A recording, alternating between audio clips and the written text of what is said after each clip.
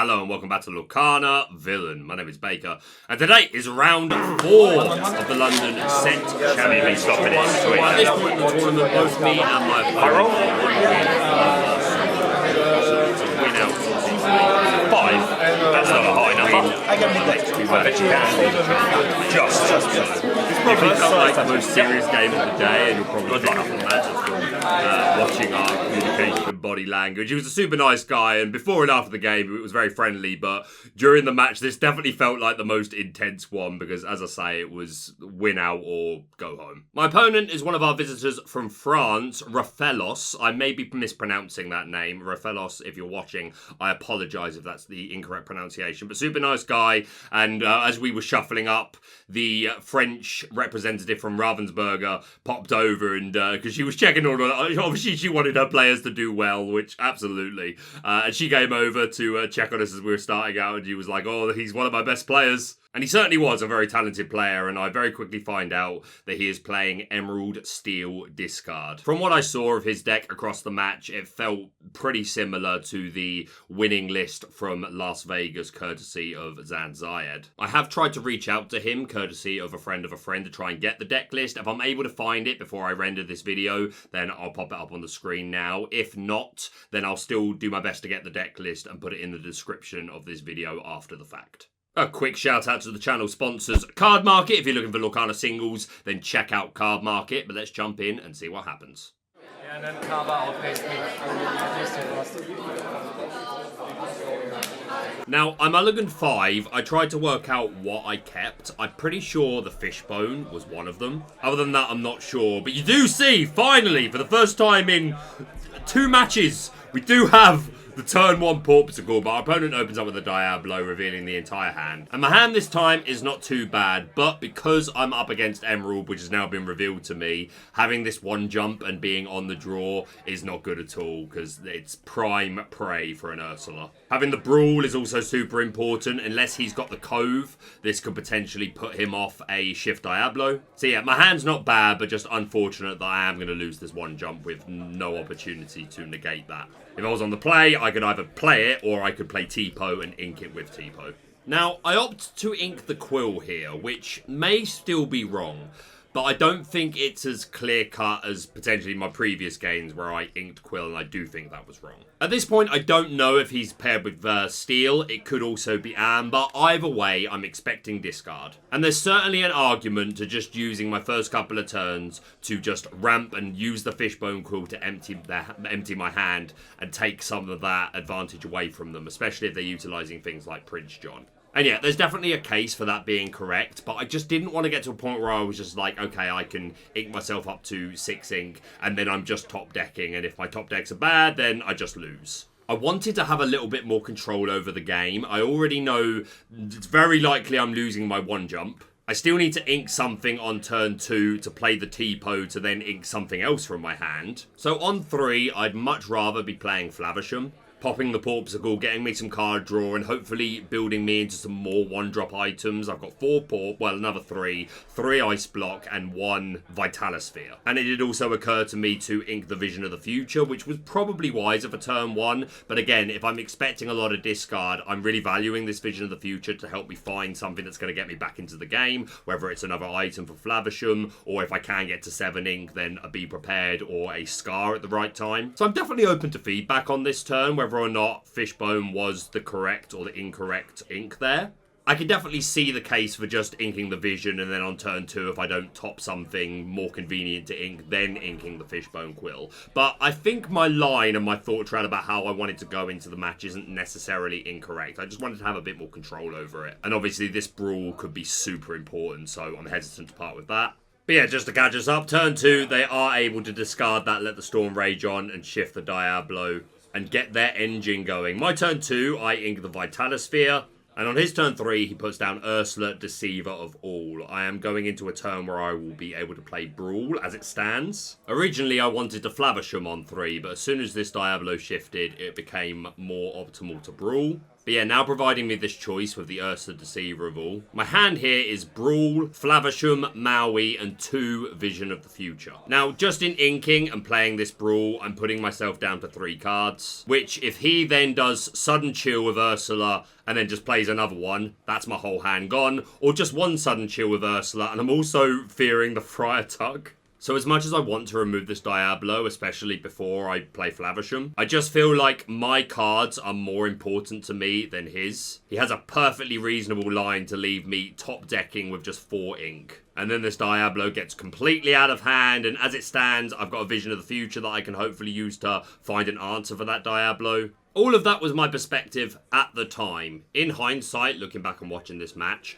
there's a big part of me that does think on turn 3, when I had access to 4 ink, I should have just Flavishamed, let him take the double draw off the Diablo. I end my turn with 5 cards in my hand. So even if there's a triple sudden chill or a combination of chill and tuck, I should still have 1 or 2 cards in my hand with a Flavisham on board. So a part of me does think that might have been the correct line.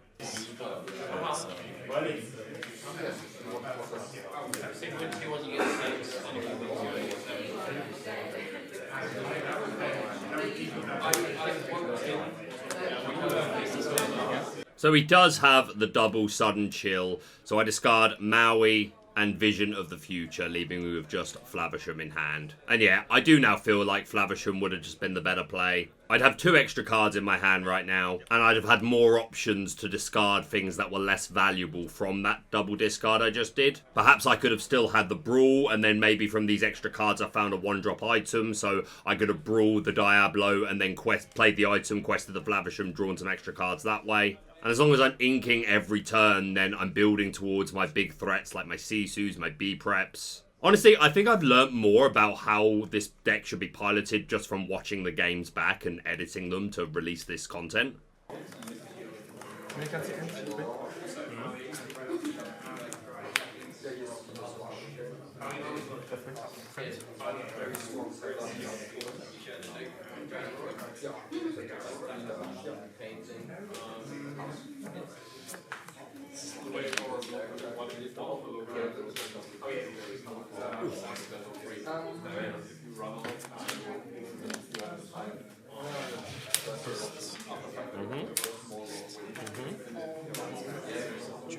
Yep. Cool.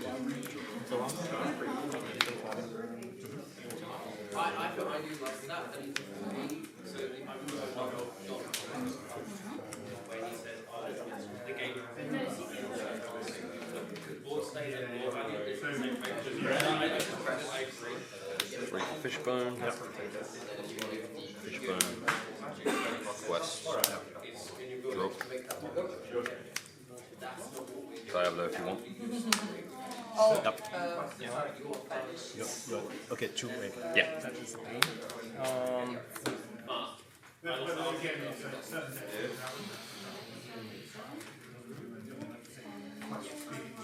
Bricked. 2 collectors. Okay. And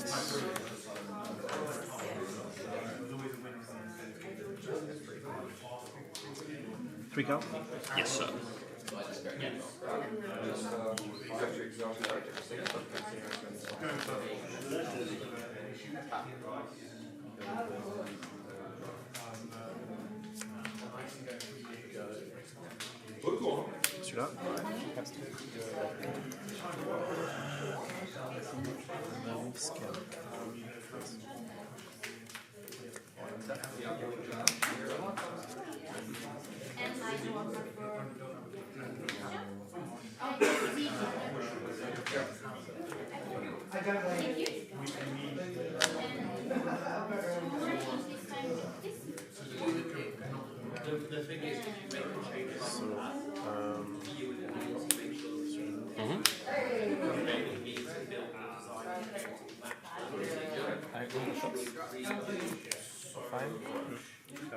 Celui-là.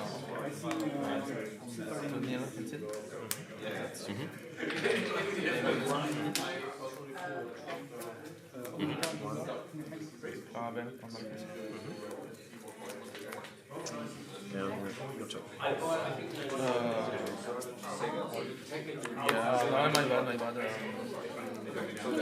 No, it's fine, right? You challenge the... Yeah.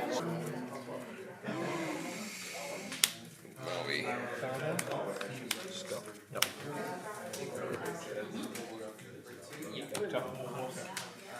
Pass. Yep. Yeah, nothing.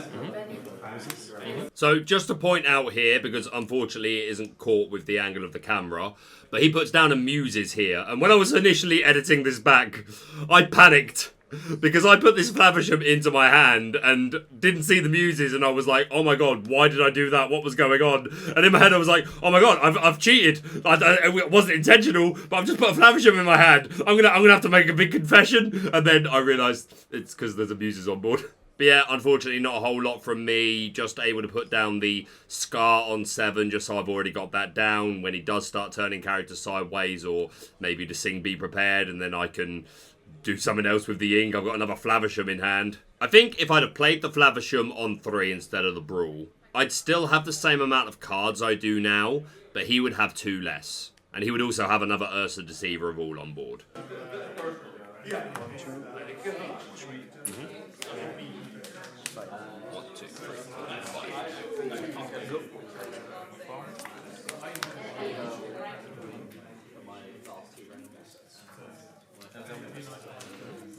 We had it on the show.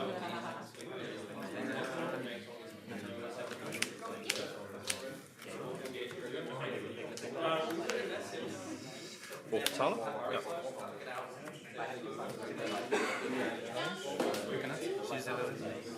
Okay, so it's just being blocked.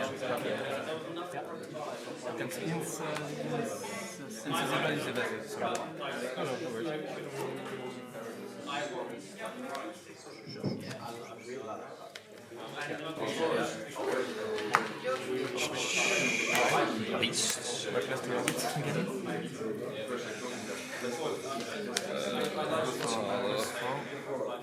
Pink Flaversham. Play Flaversham. Pass.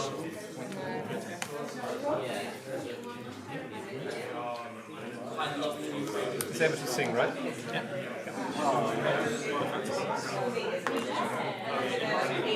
That's 2. So that's ice. There's no way.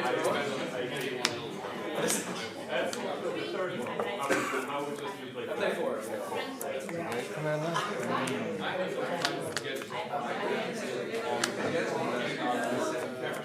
This one, and you get plus 2 by boom, but it doesn't have plus 2 from now. Yeah, we get for every boom plus 2 strength. Sure. But you just have to, it's for the other boom, not this one. Not for this one. He's 2/6 at the moment. We put this one.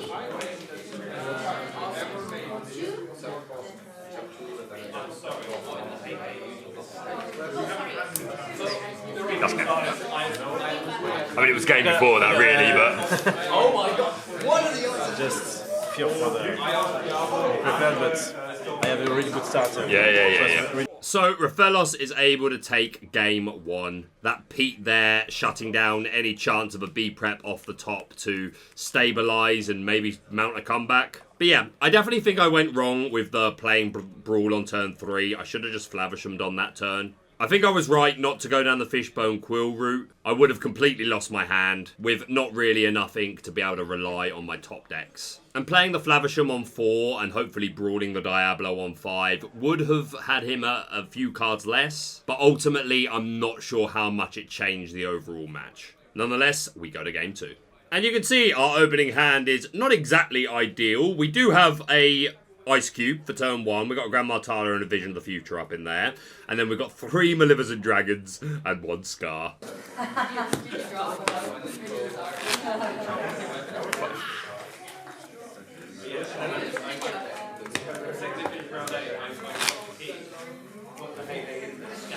So I keep the Ice Block and the Vision of the Future on the mulligan. Vision can either be ink, or if I miss anything better for turn 2, then that's fine. And I pick up 2 Brawls, a Fishbone Quill, a Maui, and a Lucky Dime. I'm grateful for the Brawls, and at the moment the Fishbone is my only ramp, so that may be the route I choose to go down. Having the Brawls with the Ice Block in particular is super good if he is able to get an early Diablo line and relies on the Cove to keep it safe. Brawl's going to be super helpful there.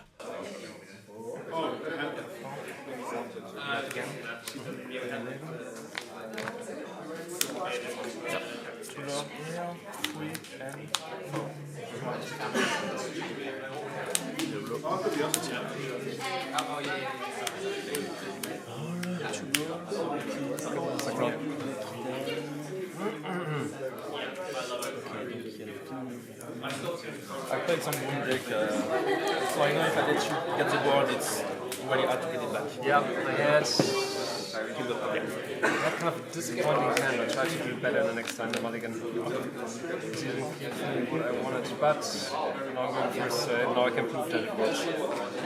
And to make the third game happen.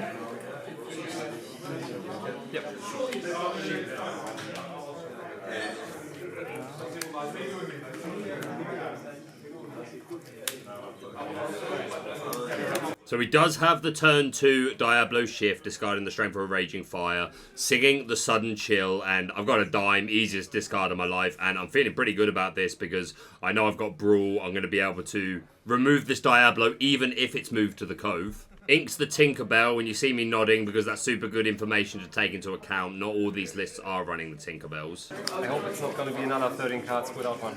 Okay, that's the one I'm happy on, at least.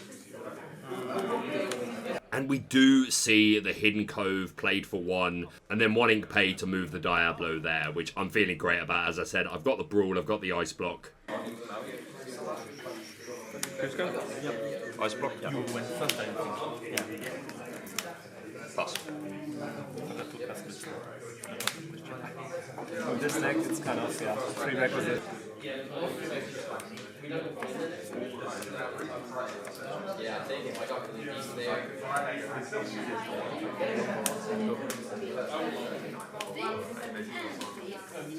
Now, he plays Ursa the Deceiver of All on 3. And I do have another Brawl, but other than Flavisham, it's the only card in my hand. If I want to play Flavisham this turn, I need to ink the Brawl. Looking back on it, I wish I'd have just inked the Brawl and played the Flavisham. It had taken me up to 4 cards, so even if I got Sudden Chilled, I'd have had 2 left. Or at least 1 if he also played another Sudden Chill or something like a Friar Tuck. And I've got a Flavisham on board, so my item top decks are good. I opt to play the Brawl and miss ink this turn because in my head, I can afford it. He's got a super passive start. And as long as I get any inkable next turn, I can play the Flavisham. But again, I wish I just inked the Brawl and played the Flavisham this turn.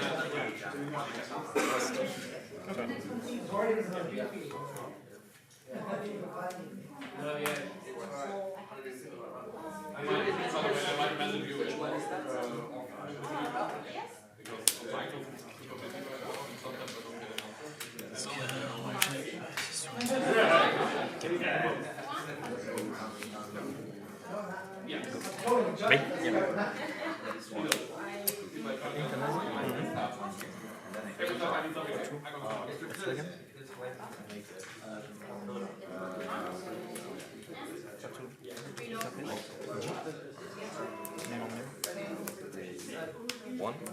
The ice block.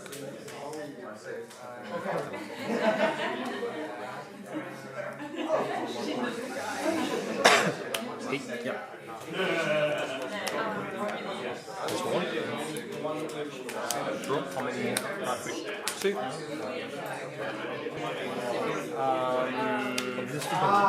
Excuse me? Obviously, I want that. You don't have to. You may. Yeah, I might be milling you. Beware. It's a trap, exactly. So I am able to have a super explosive turn where I can put down the ice block, quest with Flavisham, draw a couple of cards. I'm able to find the Tipo, which I put down. I think it's the 8-drop Sisu that I secret ink because I want the Scar for the location potentially, and there's a Pete on the board and there could be more to take advantage of. And I can still ink Vision of the Future, play 1 jump, so now I've jumped to 7 ink, feeling much better about the situation. I think I'm waiting another one.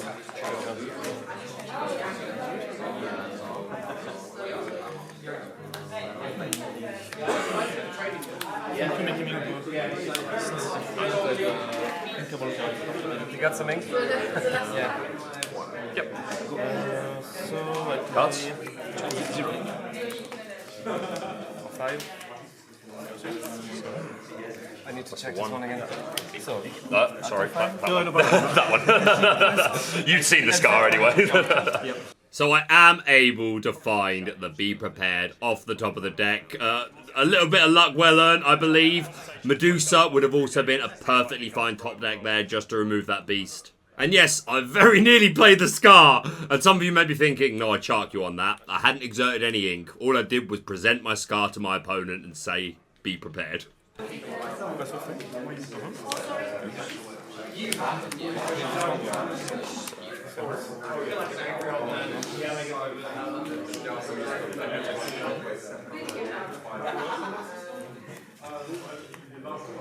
Scar.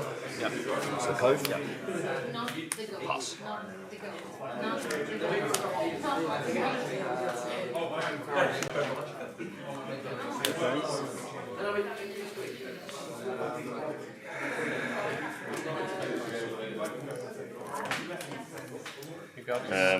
On the turn I played B Prep, I wasn't even able to ink that turn. I'd gone up to 7 the previous turn. I follow up with Scar to take out that cove, which maybe wasn't the wisest play because it does open up a live target for a Let the Storm Rage On from him. He's already gone through 2. He plays the Hypnotize. I'm holding the Sisu and the Tamatoa. I'm at 7 ink. I choose to throw away the Tamatoa. I draw into the Porpsicle, which, of course, I would love to play, but I can't risk drawing into an uninkable, so I just ink it, throw down that Sisu, get rid of that Ursula, and yeah, they don't have a lot of cards that can combat a board like this. So yeah, I've worked my way into a pretty good position. Miss. Yeah. Oh, man. Yeah, me? Oh, I'm sorry. For 5. 1, 2, 3, 4, 5.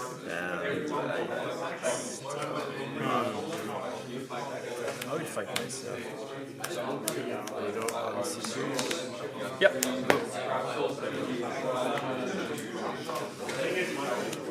Three. Yep.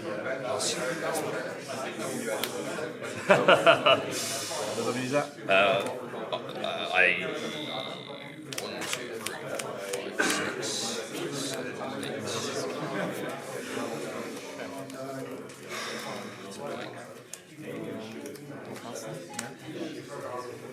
3. Yeah. 1, 2, 3.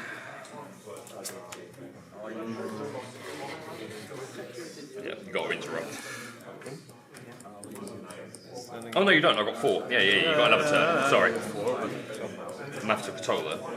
No, it's not. You good? Yeah. Had the Mali, but not a thing. Then I drew the Sisu. I was in a fine position anyway, but. So, what? 1-1. Starting is very important in this matchup. It sure is.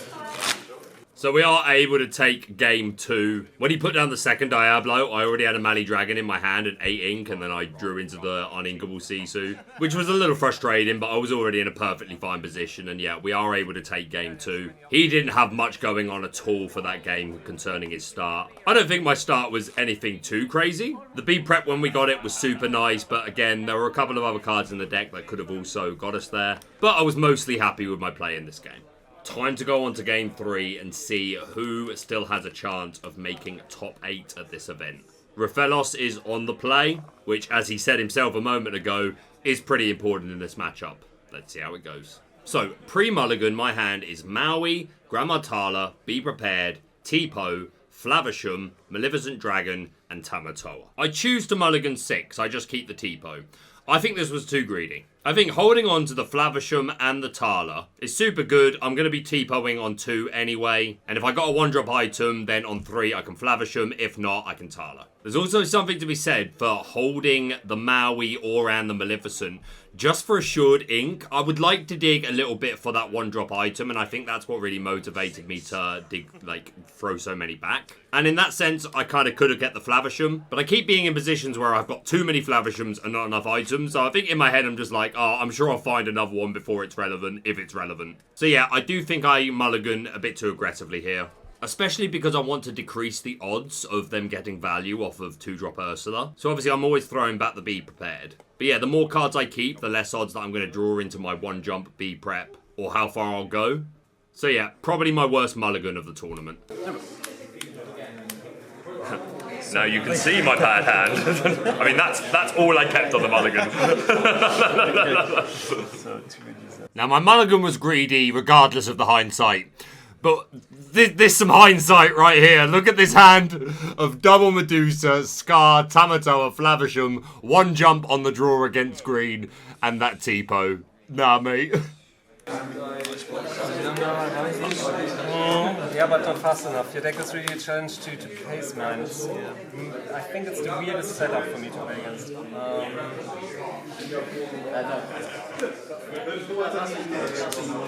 I'm doing. Otherwise, you're going to I hope it's the same game for the first. Yeah, I'm sure. Yeah. That was what I drew the ice block. to keep you busy. Okay. Yes. It's a little bit of an experiment what I'm doing right here. Oh no, he's got the nuts again. So 1 Yeah. and die draw. Yeah. I needed this one a lot. Ink. List. Flavisham. Tipo.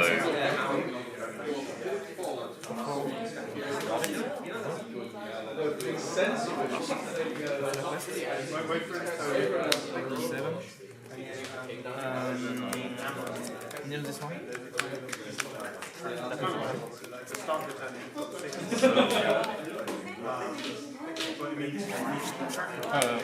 Because of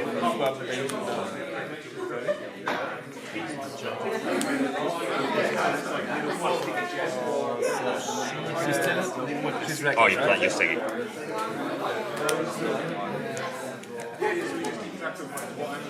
I don't think I could answer that. So 1 and go. Yeah. I can't even ink. Sorry. Nah, it's not your fault. It happens. Another one? Pass. So yeah, just see you. I need to prove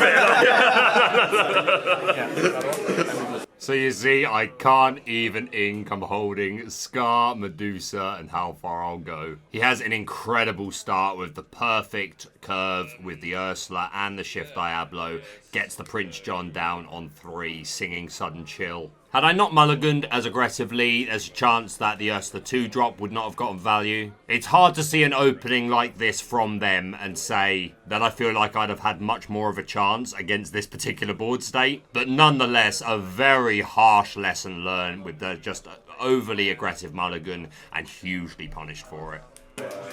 Discount 2, discount 2, discount 2, 1, you know. Okay, so It's almost right. We're in this. so 1, 2, Yeah. and go. I'm just gonna show you. What the hell has just happened? GG, my friend. GG. That happens, man. It's card. You have to get used to it if you want to play card games. It's gonna happen. And there we have it, almost poetically so. My final top deck of the game. Be prepared. I'm happy to offer the handshake at this point. So yeah, game 1, a fantastic start from him. Definitely a misplay from me, as I talked about at the time, which could have circumvented things a bit. We'll never truly know, but I think that was always his game. Obviously, game 2 went a lot better for me. And then this third game, just down to the mulligan, like it could have been a lot different had I not been as aggressive, but that's still a fantastic start from him. I don't know how much I could have done to combat that. Shy of completely emptying my hand, managing to get to 8 ink, and managing to get a good Sisu or a good B prep off. But yeah, absolute GG's to Rafelos for taking the dub, and yeah, a learning experience for me. But that's going to be it from me for now. Thank you so much for watching. If you're brand new to the channel, please subscribe for all things Lorcana. Hit that like button to show support, and we'll see you soon.